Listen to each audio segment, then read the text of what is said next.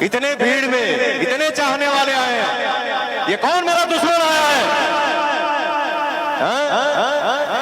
तुम्हारे अंदर अगर पावर है ना तो सामने आके दिखा दे ये ढेला मारा कौन है।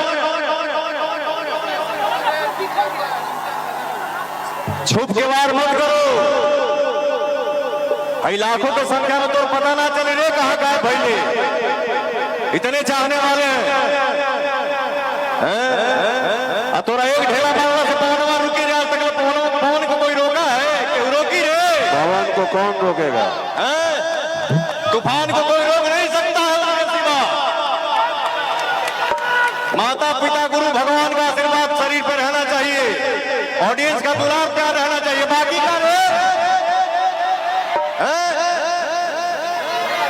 के करा मैं जोर पता नहीं दिखावत है मारा था।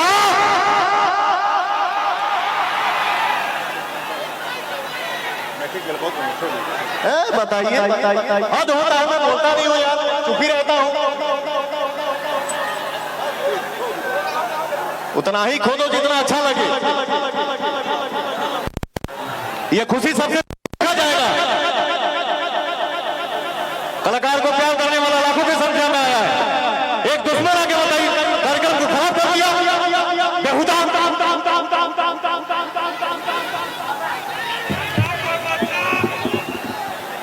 तू यार क्या खड़ा है? जाना तो